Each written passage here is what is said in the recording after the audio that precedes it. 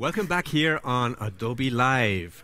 We're live from the Awards in Berlin, the Awards 2018, and my next guest for the next hour is Jeany Ngo. Jeany Ngo. No. Yes. Oh, Yes. use. Well, it's Vietnamese, so you can say Ngo, but I think that's too hard. Yeah. So no. No. Okay. Yes. Jeany Ngo.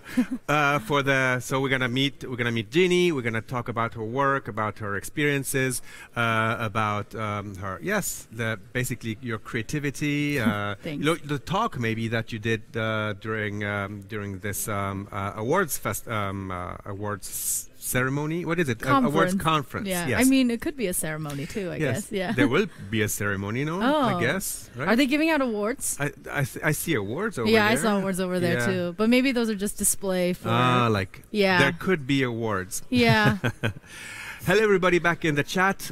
There will, of course, be another giveaway during this hour. We will be giving away to somebody in the chat. So be active in the chat because we have some random bot looking at stuff that's happening in the chat, and we will be the random bot over there is smiling at me.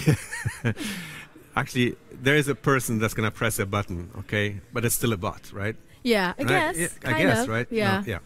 And the winner will get some Adobe XD socks and some other swag that comes with it. So, yep, stay in the chat and. Jeany. Yes. Wow. So you just finished your talk upstairs in the big room. How did that go? It went, I think, pretty well. I mean, I always get a lot of stage fright when I go up on stage. And this has been, I guess, a couple nights of preparing already. But I'm glad to have it done, and I'm glad to have just spoken about my message as well. So it feels really good, and I think it felt. So really why good. don't we start with that? Okay. What was your message? What was your talk about today? Do you want to do a little, like a version of it for our viewers here? Yeah, sure. Yeah? I mean, I won't go too much into detail, but basically I spoke about imposter syndrome, which is the feeling where you feel like everyone else thinks you're better than you are and you don't feel like you deserve being where you are. And so you feel like a fraud or an imposter.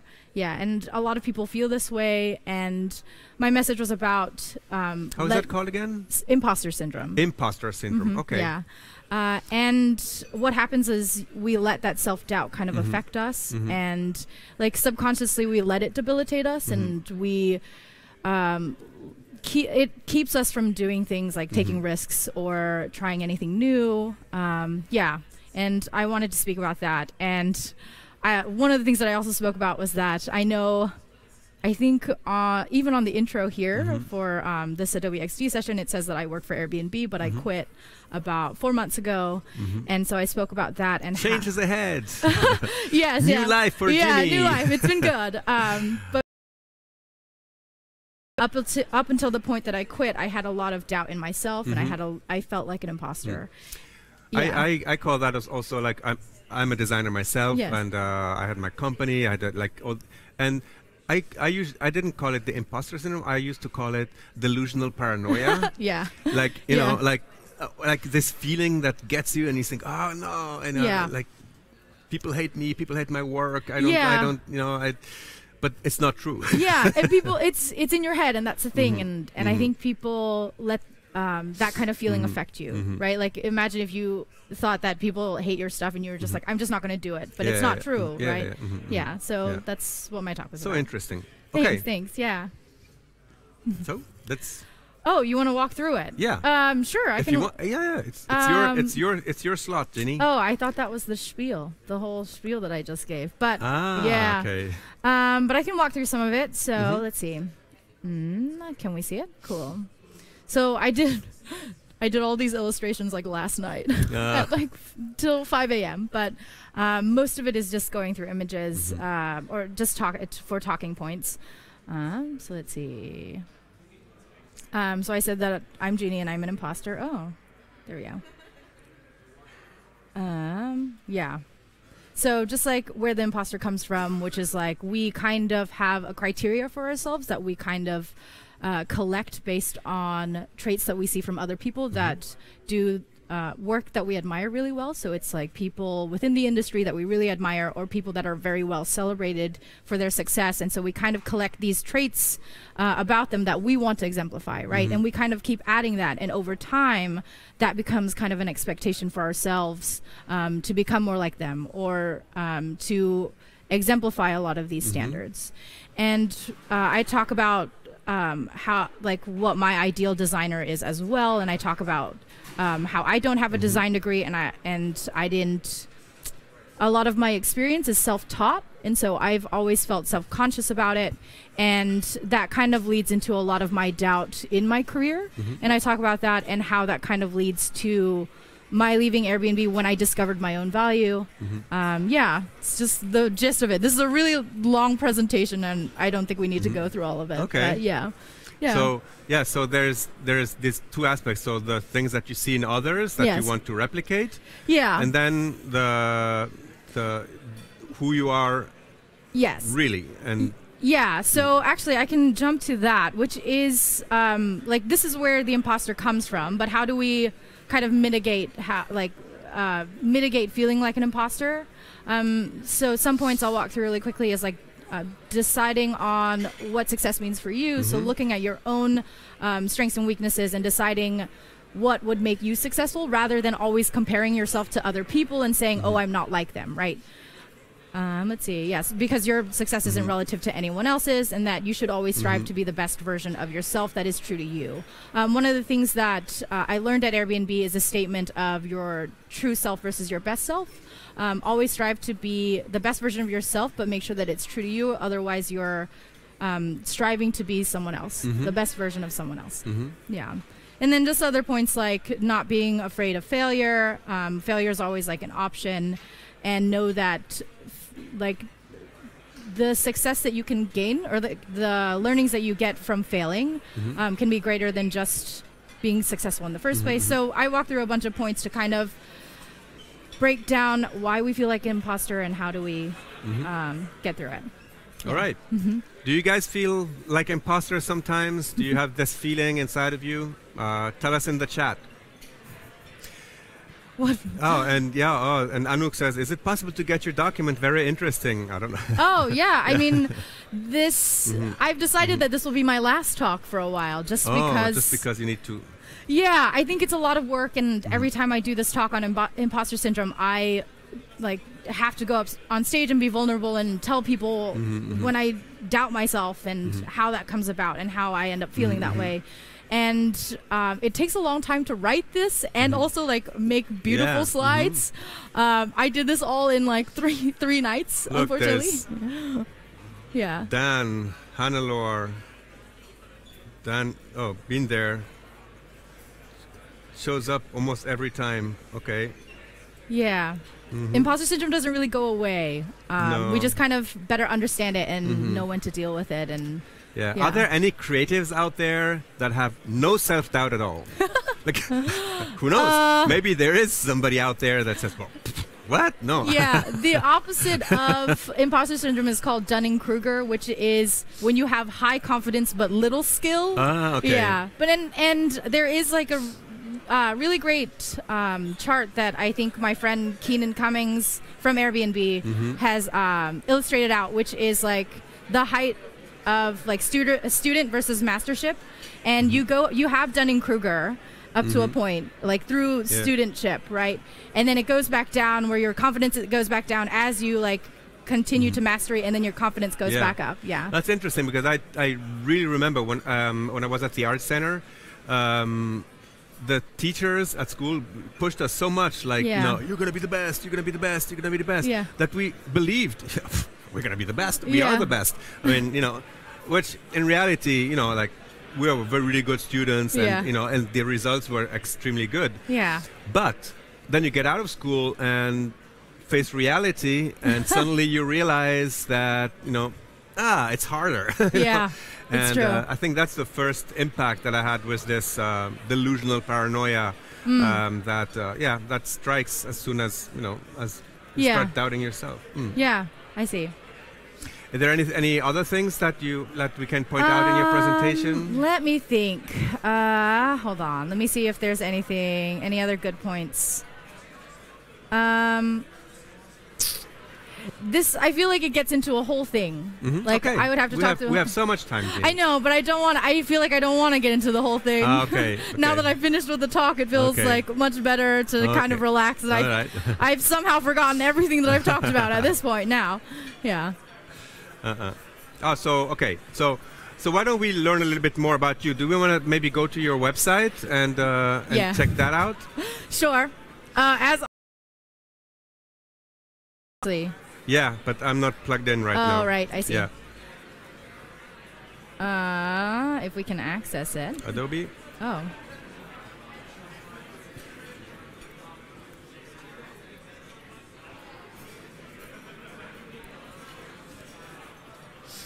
See if that works.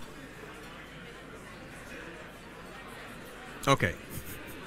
Okay, so we're going to go through my portfolio, and we're here at Awwwards, and I never feel like I'm good enough for Awwwards. There you go, again. Yeah, I mean, I don't know if that's imposter syndrome, maybe, but also I know how scrappy my website is. Yeah, but anyway, when I first saw your website, I really loved how you said select a persona, so you already define yourself as two different people, or kind of. Yeah. I think, well, I mean, I have my design job, and I also do illustrations on the side. I don't do as much illustration work for income. I do most of it for art shows, but I like to celebrate both, right? I do both, and it helps to be able to show my website for art shows or like more galleries and say like, hey, this is where you go for my illustration work. Whereas like when I design stuff for UX stuff, I share it on my design portfolio. Yeah. And also this is kind of sci-fi with the kind of gateway, and you can select a persona as if you're like starting a game or so.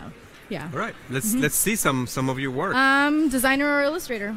We'll see both. So, all right, start where you want. Okay, we can start at the design side because I mean this is UX stuff.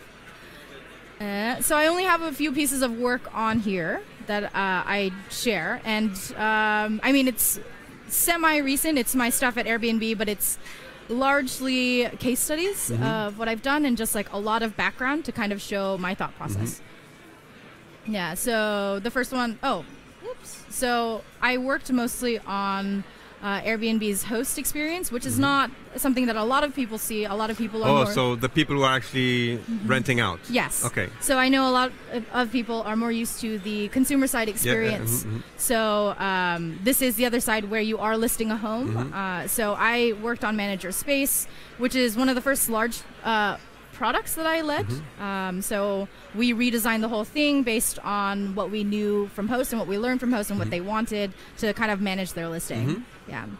So we can look at this stuff.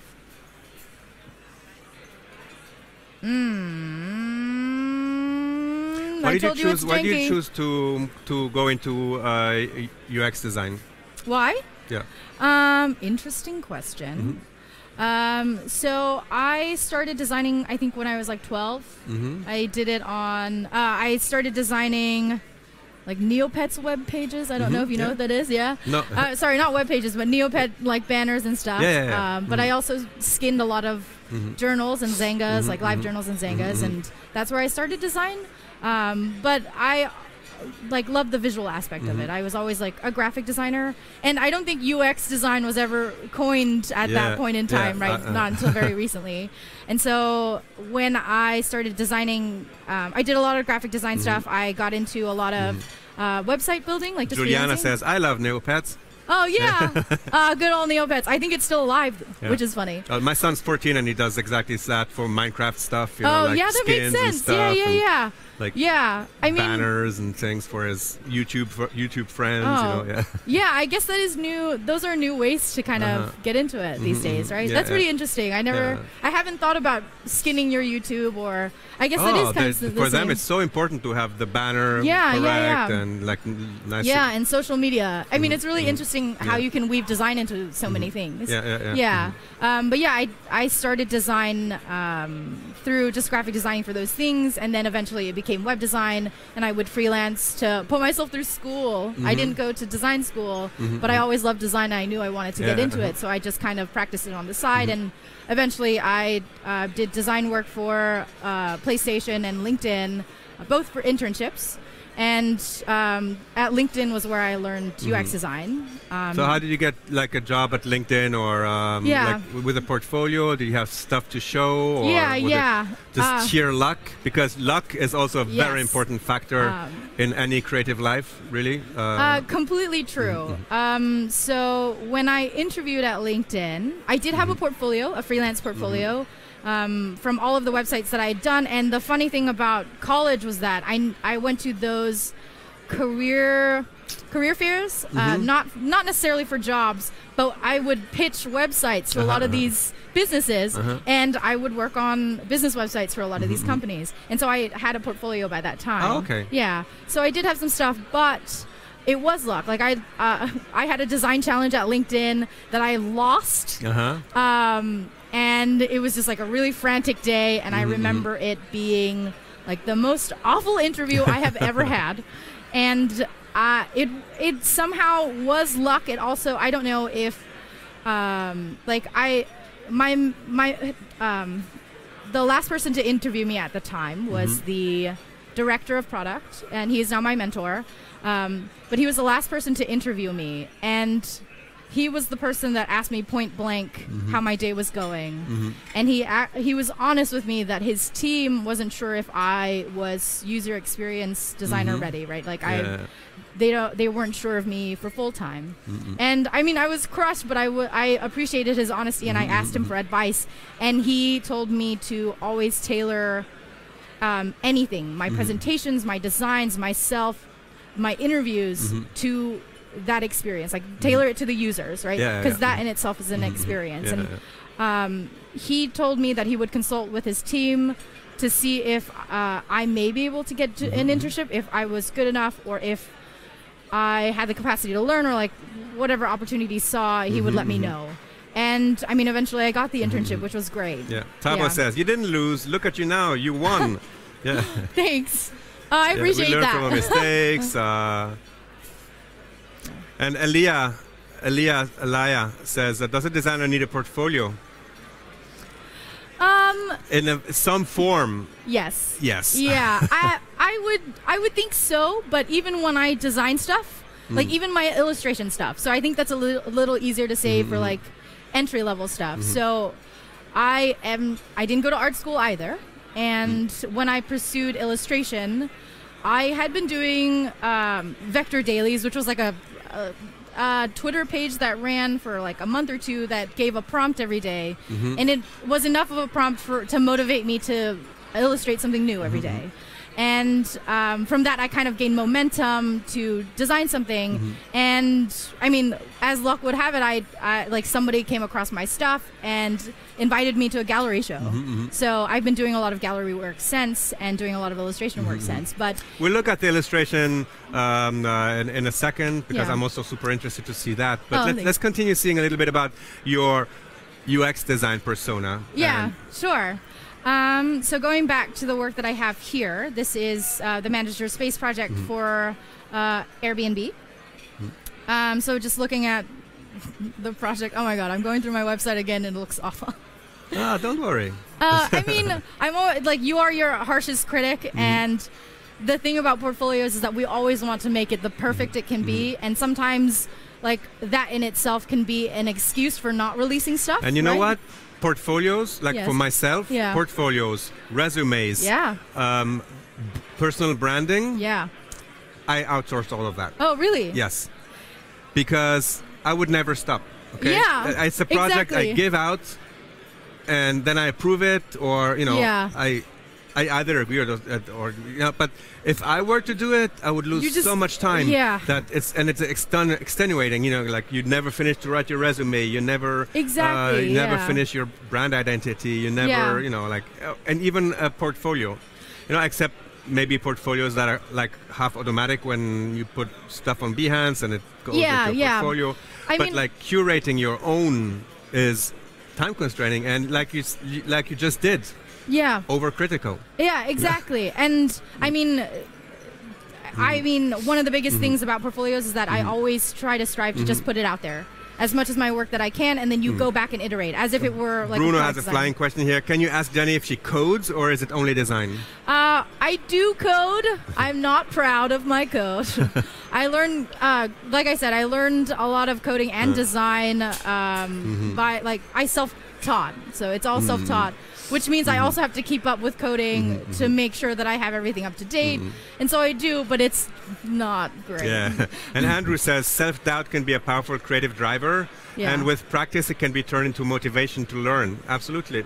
Yes, I agree. And I think that's one of the points in my talk as well about imposter syndrome is that you shouldn't let it debilitate you, but you recognize the spaces where you can grow and where you want to grow, right? And that's the same thing with self-doubt, where I want to grow. But there are ways where self-doubt can hurt you. But you're right. There's a way to see the good in it. Yeah. And Hannah Laura said, I'm struggling to learn everything now. I'm on Lynda, Udacity, Udemy, Coursera, learn the whole Adobe and this after work. It feels like I move so slow. Well, maybe a tip here. You just mentioned a lot of sources for learning. But I think the best learning you can do is really project focused, like something you want to do. Like, I want to make a specific thing and then go from there. Like because if you start looking at everything, 90% of what you'll be learning will be of no use to you. And, so for me, I think it's always important to actually get into something that you want to replicate, that you want to learn from. Like everybody, nobody ever uses the 100% of Photoshop. Yeah, that's true. Yeah, I think to your point, always having an application, like applying your learnings to something is always the way to learn, right? It's like I'm thinking about school and I'm thinking about science, and like I could never absorb any learnings from science, but sometimes like I don't know, you boil water or like you think about air pressure and you realize like heat rises, and I was like, I learned that from school, but you learn it because like when you go swimming, it's hotter in the water than it is like down below. And this is one of the things that I really like about these live streams is like typically, now this is like an interview kind of live stream, but typically when we do live streams, we have guests who work 2 hours a day over 3 days. So we see 6 hours of our guests' work, and you can watch them over the shoulder and and check it out and have it on the side and like start learning things like that. Actually, that's what I was going to say too. One of my favorite things actually is learning by watching people stream. And actually, my favorite streamers are Alex Grenling and Ash Thorpe, who are fantastic designers. Alex Grenling does illustrations, and Ash Thorpe is very well known for his motion graphics for movies. And it's interesting just to see their process. And on the topic of imposter syndrome, they watching them stream helped ground me into like these people were perfect. These people are like the idols in their industry, and watching them stream, you see the mistakes that they make, right? And they make the same mistakes that you and I would make. And I think this is to the point that we started this whole conversation about the imposter syndrome. Yes.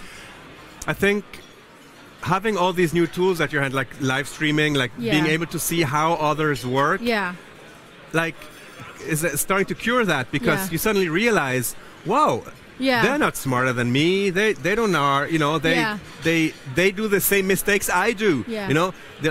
And everybody has their own style, of course. But I think that one of the very refreshing things about these live streams is that you see other people make mistakes too, right? Like these people I admire, they make mistakes, one of my favorite things on streams is like you get to chime in and you get to talk, right? In the same way that people are commenting, but other ways is like when a streamer is stuck on something, and the answer, you can help them out, and they're learning from you in just the same way that you're learning from them. So it always feels validating when I'm like, oh, I know how to do this. Oh, I helped you. It feels good. Yeah. And Michael is asking, how do you pick your projects that you work on? Are you more selective now that you allow time for your own personal work? Or? Oh, yeah, definitely. So since I've left Airbnb, at first it was like, I wasn't getting projects and I was really worried that I wasn't going to survive. But then like imposter syndrome. Yes, this is true. But then I slowly got projects, and now it's gone to a point where I have to say no. And for the longest, all that in 4 months. Yeah. Yes, all that in 4 months. Yeah. And the hard thing is like having to say no, right? I've never been able to say no. I've always been multitasking like a million things at once. But now it's gotten to a point where I have to value my time and say like, oh, I cannot work on this project because I have other investments. And quite frankly, there are projects where I'm not interested, or to be honest, I don't know if I have the passion to put forth on this project more so than like this other project where I do have passion for, right? So, yeah.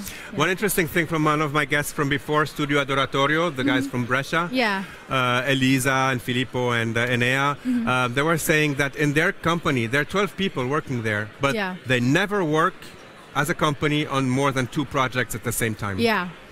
That's awesome. You know, like focus on something, you know, like and you know, like if you do a gazillion things, you're doing a gazillion things wrong. That's right? true. I mean, it's also like time is finite, and the amount of energy you have is finite. Yeah. And on top of this talk, I'm also running like I was also working on my own startup and 2 other projects, and also setting up all of my freelance for after I come back from Europe. And that was just a million things to do. And I couldn't imagine doing more than that. And I'm still learning to better juggle my time with how many projects I can handle personally. Silva says, have you ever worked under pressure? I think you mentioned companies like LinkedIn, Airbnb, what was the other one? PlayStation. PlayStation. Yeah. So Sony. I think that's high pressure jobs, right? Yes, definitely, especially for products. Launching products is always like high pressure, especially because they are businesses, right? They're businesses, but also you're a user experience designer, and you're trying to design for the user as well. Yeah, definitely high pressure. Elias says, when you're learning, it's very helpful sometimes to copy things one on one from artists just to see how it works. Yeah. Yes, I agree on that, but I think also making a 100% copy is also a waste of time somehow, because it's one thing is techniques and one thing is well,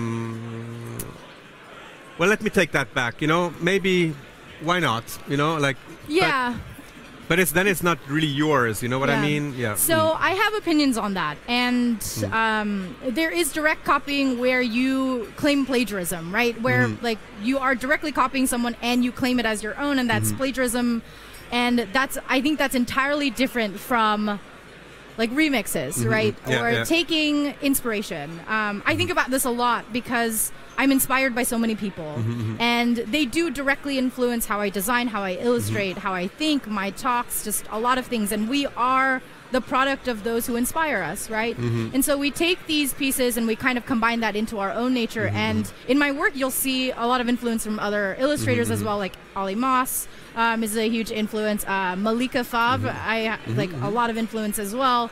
And I'm not necessarily copying. I like looking at work and seeing how it's done and kind of using that in a way because the aesthetic appeals to me, right?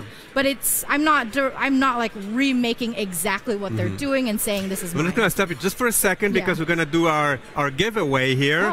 And yes, if you're in the chat, be active in the chat. We have Tim over there. He's going to press the button to stop the bot and select a name. So good luck to everybody in the chat. There's many, look. Oh. A lot of people in the chat. Yeah, a lot of chat. So good luck. And you're going to be socks and Adobe XD swag, you know, the stuff up there. Yeah. Socks time, active. Yeah, active. Everybody is active. So now the chat is going wild. Very good. And then, and then I want to continue that conversation as soon as we have the winner, because I think it's super interesting today. You talked about plagiarism, you talked about copy, you know, like it's such a fine line, and so many people cross that line. Yeah, definitely. And are not even aware that they're crossing the line, you know, so...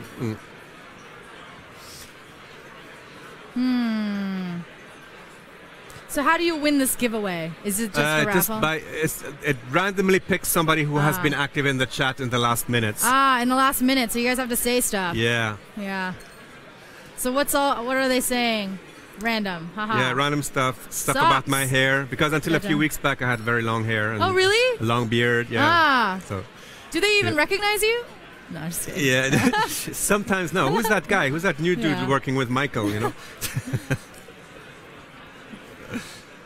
All right, and we have a winner, and the winner is Luis Catarino. Yeah, Luis, congratulations! You just won Yeah. yourself some Adobe XD swag. Yeah. So Tim will be in touch with you, and congratulations! And thank you, everybody else in the chat. Stay with us because we're going to be doing more giveaways today in the chat. Yeah, congratulations, everyone. Yeah, So I congrats. was just thinking about.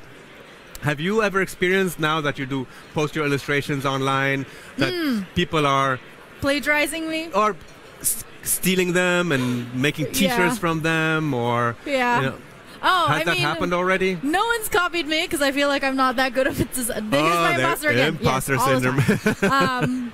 No one's copied me. I don't think I have like a very specific style that is iconic just yet. But in terms of printing my stuff on T-shirts, definitely. It's been weird. I even get requests, which is really nice, like asking permission to get my stuff. Well, that's the right way to do it, Yeah, right? that's the right way to do it. But also very interesting. Also getting my stuff tattooed, which is also very interesting. Very yeah, it's very humbling. What? It's actually really nice. You want that tattooed? I wouldn't get my own work tattooed, but it feels great. Yeah. And Ala says, how are you not aware that you're crossing the plagiarism line? Okay, it's for some people it's super hard. Yeah. Because, you know, there is a huge part of the world that thinks if it's on the internet, you know, it's free for all. Yeah. You know, you can just grab it and do whatever you want with it. Yeah. Nobody owns it on the internet. Nobody owns anything on the internet. And I see so many conversations about that in my Twitter stream on Facebook of friends, artist friends of mine who have big issues with, you know, like people just taking their stuff and doing other stuff with it. Yeah. You know, one good example was last year. One of our creative residents from last year. Yeah. She created these trash dogs. Oh yeah, stickers, the trash dogs. I forget her dogs. name. I follow her on Twitter. Sid Weiler. Oh yeah. Yeah. That's right. And suddenly it became a huge thing. These trash dogs everywhere, and you know, they even started putting like trash dogs on NASCAR cars, and you know, like crazy stuff, like without asking permission. Yeah. And maybe that's not that's just, plagiarism. That's there's a point to credibility, though, right? Like crediting people properly. I think there's definitely a point to that, and a lot of the times people share, retweet, Instagram, like what have you, without properly crediting people, and that just kind of furthers like the lack of awareness as to who drew this. So right? one thing that I do always is like when people like embed videos from others in their streams, I never retweet or share that video. I always go to find the original, right? So that they get the clicks, that they get the attention they deserve, right? Yeah. Because anyway, it's a long discussion about that, but something that should always be thought about, I think. Yeah, for sure. Yeah. Okay, so we were saying that now this looks like horrible.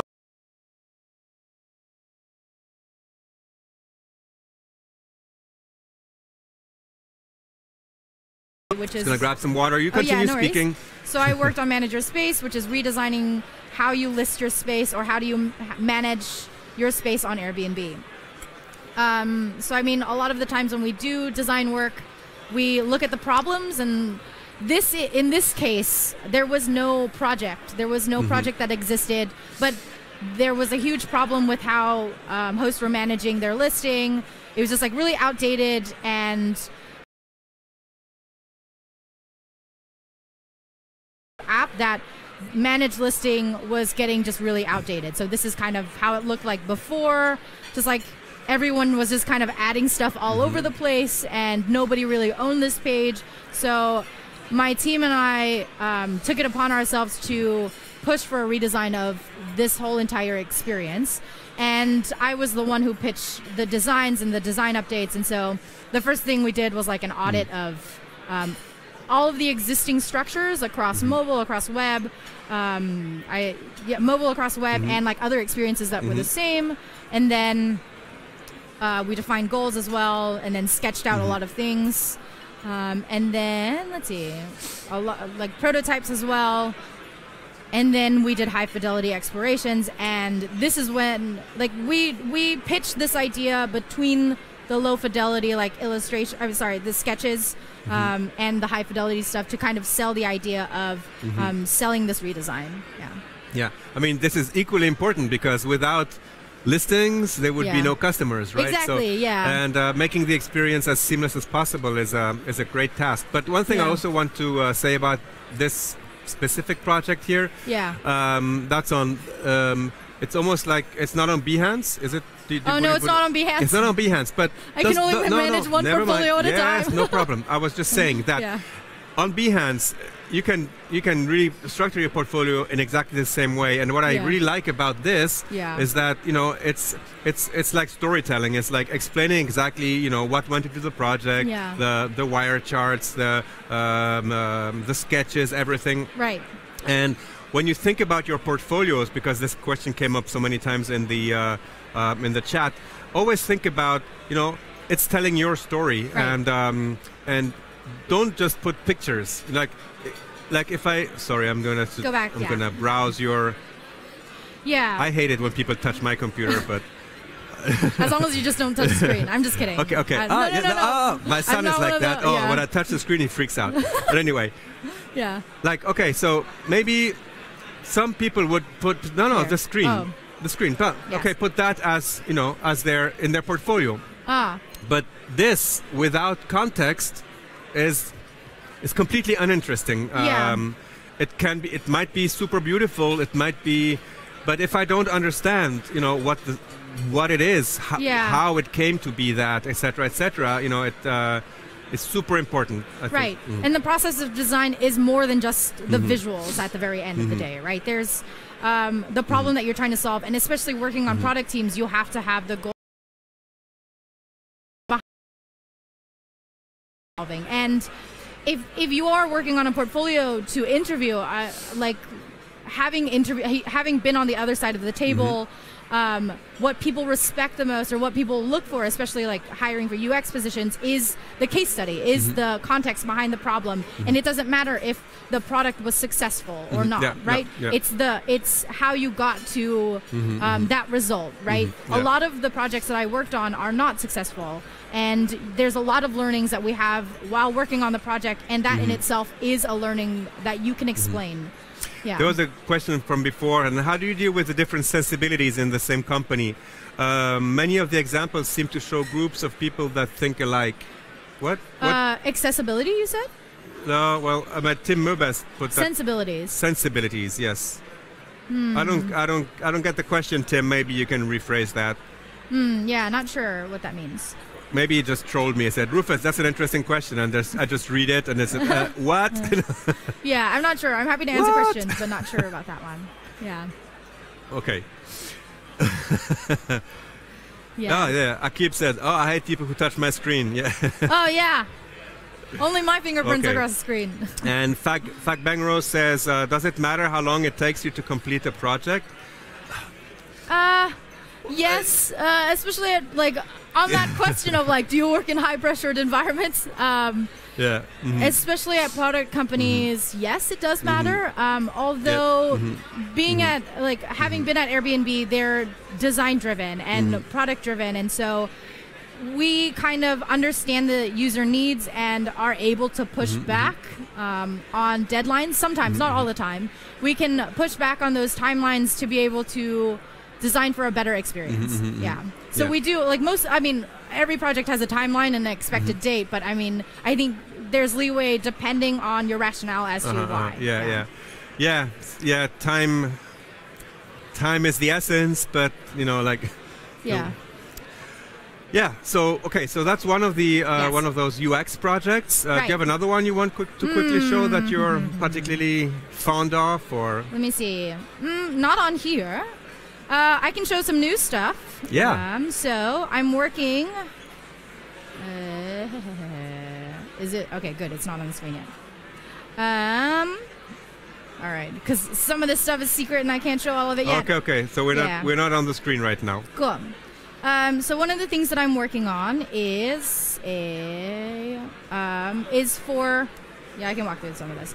So is for a beauty company, which so right now when you buy skincare products or beauty products, it's kind of hard to figure out what is good for your skin, right?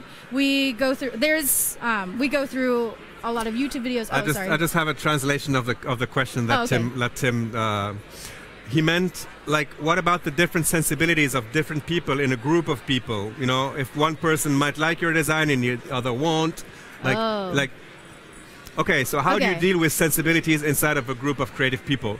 Okay, so very interesting question. Okay, so working at a company, we do a lot of critiques, which is design critiques, and you kind of bring in your designs and talk about how you came about it, such and such.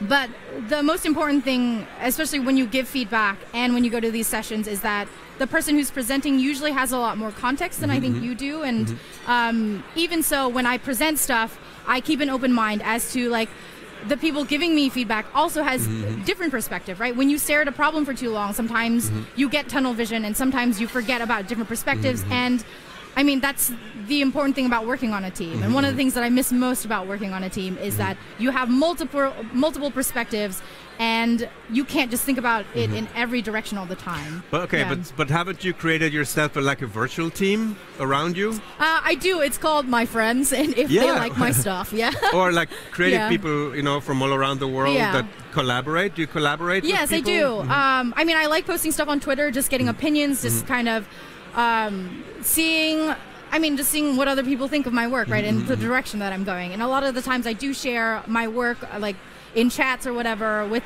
good friends to kind of look at my work. Also, like, how does this look like to you? I mean, I've been staring at it too long. Does it look really weird? And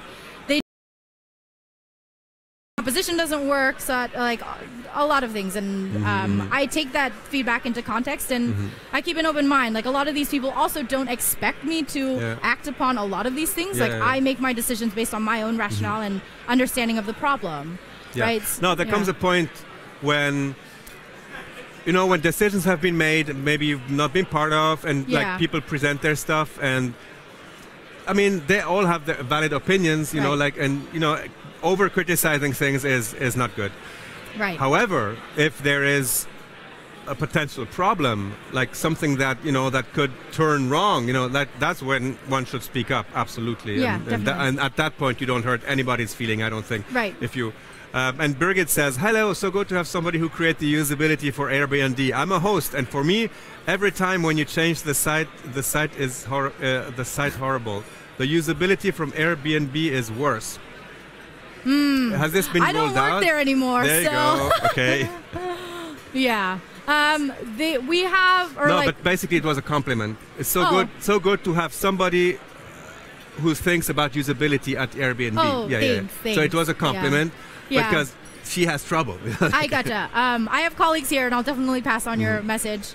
And to be honest, Airbnb has like 200 designers or so, or like the design team is made up of 200 people. So there are a lot of changes happening often, all the time. And they do test how something is functioning and how hosts see it and perceive it and how it's functioning for hosts. Like Olivier Van Ham says, if there's no consensus, a usability test with the end user could be a way out. It's neutral. Yes. Yeah, and that's usability test, usability test, A and B testing. Right. Does this work? Does this work? You know, in the end, all that testing also has become so much easier in our times now than, let's say, maybe 5 years ago, because it was, the technology wasn't there. Now you can like test your product, like take Adobe XD. Yeah. You can actually upload your XD file to be reviewed by anybody. It's a URL. People can go there with their mobile device and try it out and give feedback. So yeah, we're really hitting a really nice milestone of collaboration and user testing that's unmatched.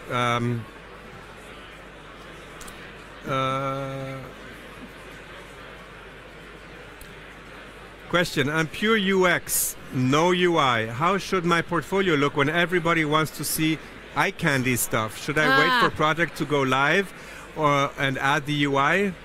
Good question.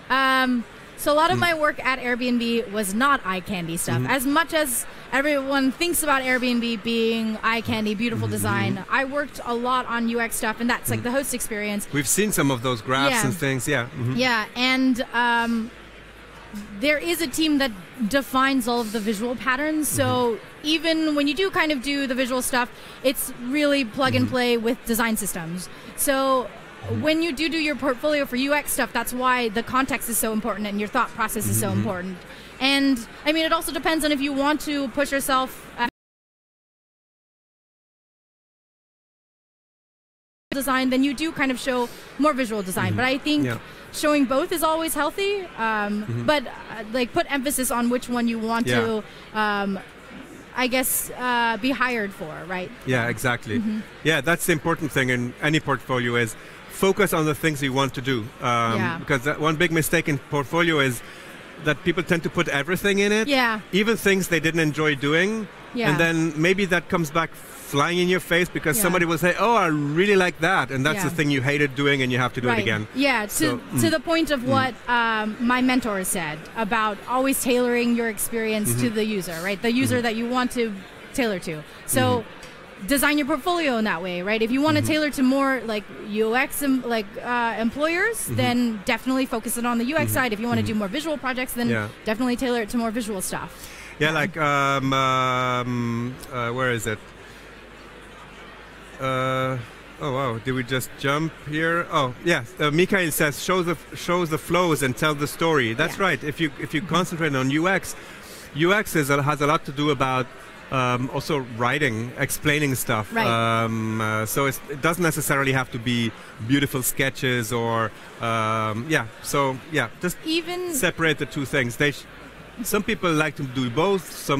But I think they should be separated things. It's like really two different professions and passions. Right. Even when you share your product within the company, what happens is you do have to pitch to higher ups about your thinking on the project and why you arrived at this decision, right? You can't just show like, oh, these are like the beautiful designs and it looks different and that's it. We should just ship it. Yeah. You should have reasoning as to why you came to those decisions, and they should have sound reasons, right? A lot of them are backed by user studies or user research, and those are the reasons that drove us to making these decisions. All right, so you were saying about your next project. Yes. So I have been working on this project, which is for a skincare company, and basically the problem with skincare these days is there is no way to really know which skincare is right for you. You watch a lot of YouTube videos or you read reviews, and you don't know if like it fits your skin type or your demographic or like where you're from. And these are all factors that should inform the decision of skincare. And this company has a way that is building skincare specifically to you based on where you're from, your demographic, and a lot of scientific backing as to what is good for your specific skin type. So I worked on their branding as well as their UX for web and mobile. Yeah. So pulling up some of this work here, this is the mobile experience. So what you would notice from my portfolio is that I did a lot of UX stuff. At Airbnb, I did a lot of UX stuff. And what I love, what's in my heart, has always been visual design and like visual aesthetic.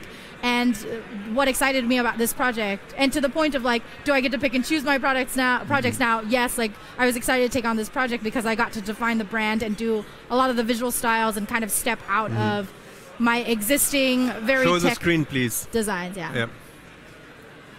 Because yeah, of course. People were saying, show the screen. Yeah, you're talking about some. Yeah. Yeah, I'll show some of the screens. Sorry. Yeah, no worries. Let's see.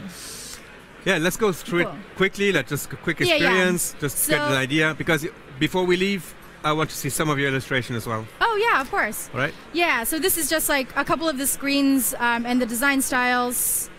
that I kind of defined for the company. We did mobile and we did mobile web. I'm sorry, we did web and mobile web, so it's responsive. So let me see. So just like full-blown, very beautiful. Their aesthetic was kind of a luxury brand, so they wanted to bring luxury to kind of a field of very like sterile cosmetic brands and skincare brands. So a lot of this is more higher end to kind of sell you as being special, and each of these bottles are tailored to you as a specific person and how this may tailor to your skincare. So we wanted a very personable feeling, and so when you do get this box of skincare products, it has your name on it, and it has this like red and pink, like very lush colors. And so defining this brand and like bringing it not just from like the physical product to the web, it was such a fun project for me to do. I even worked on like the bottle labels and everything. Yeah. Cool. Let's see some illustration. All right, we only have just a couple of minutes. Yeah, I'll show some illustrations. Can you imagine? What was that? Can you imagine? Only a couple of minutes left. Oh yeah, I was like really worried about whether or not I could do this. I'm so tired, but I'm glad we got to do it. I actually really love streaming. I stream a lot of illustration work. Yeah, and it's been a while, but I like being able to do it. So this is some of my illustration work. Let's see, there's some not safe for work stuff on there. But I do a lot of this on Illustrator actually, or I do like physical painting as well.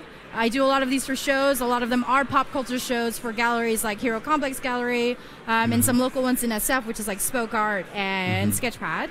So a lot of these are pop culture stuff, which I love. Also, it like on the topic of like where do you find projects, or like how do you find projects that will prompt you into doing something and applying what you've learned.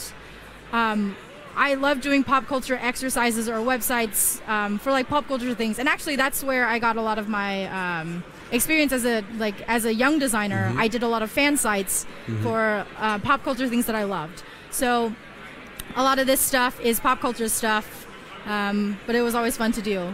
Yeah, because I loved the like Batman I loved, or like a lot of the Miyazaki stuff that I did on here like was something that I loved, and I was able to like pour a lot of passion into the work. And even if like some of these aren't even, let's see, actually on the topic of vector dailies and like a prompt that I had every day, this project alone was something that I did just for fun. And this is the one that actually got me started on projects like at gallery shows. Awesome. Just from this piece alone. Yeah. There's one, coming back to the beginning of our conversation about the imposter syndrome. Right. Is this keynote something that you will publish or share, or so do you have some explanation to it that's non-verbal? Non-verbal? Not spoken? I've been meaning to write an article about it, but because this is going to be my last talk for a while, I am definitely going to publicize it. I do feel imposter syndrome about publicizing my stuff on imposter syndrome all the time, because recently the, I think, VP of Facebook Marketplace wrote an article on Quartz using all of the same bullet points that I used, and I was like, oh well, she already said everything I needed to say, so why should I say it? I feel like an imposter about imposter syndrome, so I'm just not. Oh my God, Jeany! I know, it's real. It but happens anyway, all the time. This is something we all suffer from, I guess, and. But we should all have more faith in ourselves. Yes. And celebrate your successes is the last line that I have. Always advocate for yourself. Jeany, great. Are you going to be here for the next few days here at the conference? Yeah. Or, yeah. All right. Now I can drink now that I finished my talk. So yeah, definitely. So stay right here. We're going to be continuing in just about 5 minutes with Irina Spikaka, who's going to be together with Michael. And so don't leave us. Jeany, what can I say? Thank you for joining us, and thank you for inspiring you with your talk. I think it's very important to hear, artists talk about their artist feelings, and because we all have feelings. Yeah. Thank you so much, everyone. See you soon. Yeah. Cool.